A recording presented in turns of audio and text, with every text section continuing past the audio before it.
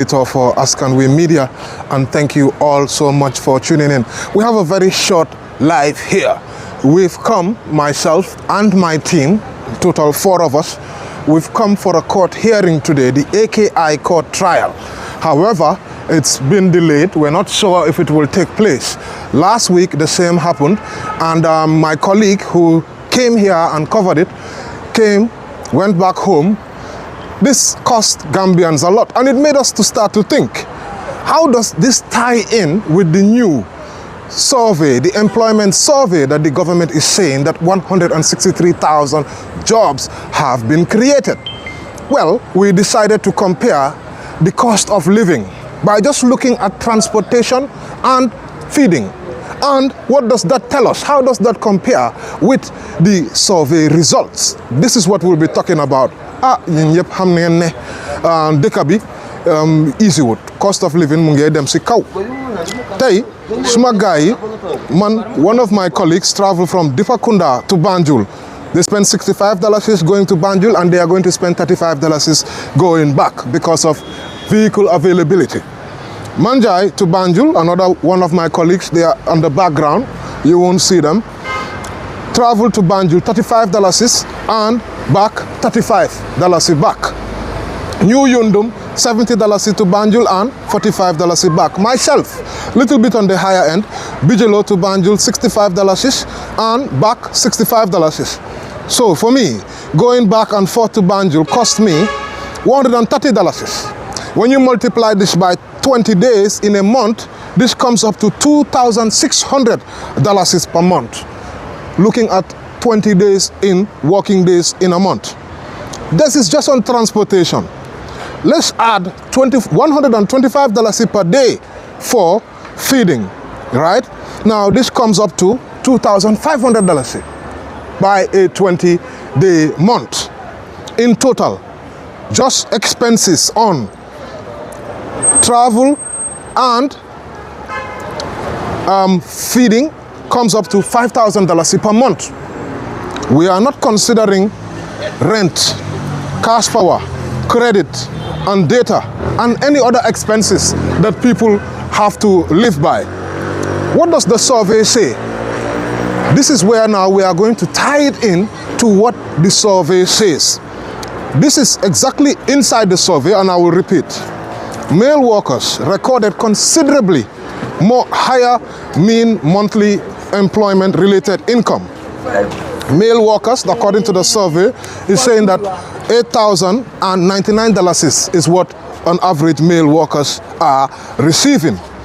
Meanwhile, female workers are receiving $3,875 per month, which means, according to the survey, men are earning about 2.1 times more on average. Already, you can see that for the average cost, which we are saying, or the expenses, $5,000 average women salaries, they are not even going through that. What does the survey say? Urban workers earn more on average. Those who are working in the rural urban areas, they are earning $6,920. This is what is in the survey. Rural workers, they are earning $4,947 on average, right? So you can see that the urban-rural gap, there is a real difference if you are working in the urban area and if you are working in the rural area. You can see if you remove $5,000 from that $6,920 is for average income, you are left with $1,920. Now, how can somebody living in the urban area survive on that? That $1,920 is what will pay for your rent, what will pay for your other expenses, credit and data. Is it possible? It's not possible. What does the survey say? Formal workers earn substantially more than informal workers, right? Formal workers, they are earning $12,753. So that's for people that are in the formal sector, right? They are earning $12,753. Meanwhile, those in the informal sector, working in the informal sector, they are earning $5,262. That is what the survey is saying.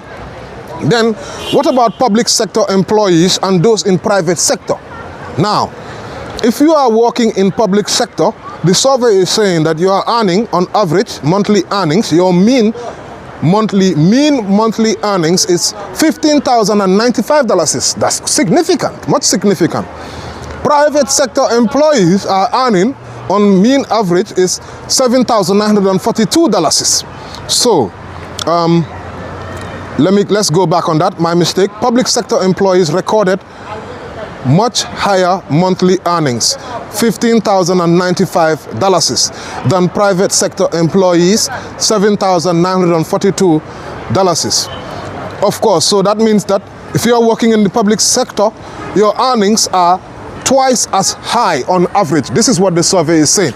Public sector workers are earning almost twice those in private sector on average. Regional disparities in employment, they continue to persist. Carnifing recorded the highest average monthly income, right? $7,285, while Janjanbureh recorded the lowest, $4,765. This is what the survey is telling you. But what is most important is that the survey is saying the 163,000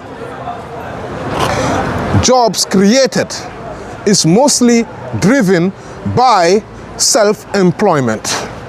Myself, I'm an example here. I created a platform, media platform, and I have a team which I traveled with. Here, they are here. In total, we're about 4. If they add all those 4 in the informal or formal sector, wherever they put them in, then that is seen as a job creation. And this is what is happening. People are left with no choice.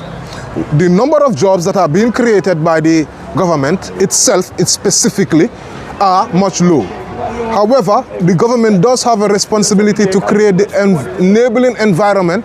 So private sector also has a huge role to play. But what is also very, very important to note is that 85% of the jobs created are coming from the informal sector.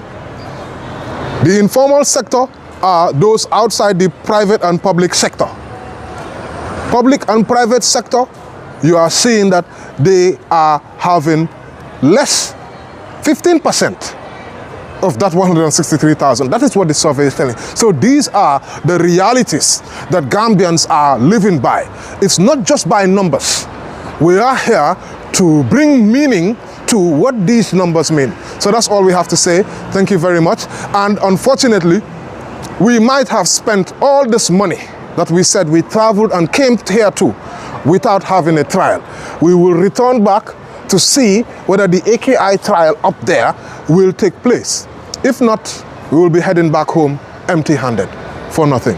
And that's all we have for you today. Thank you very much. My name is Yusuf Taylor, the editor for Askanwi Media.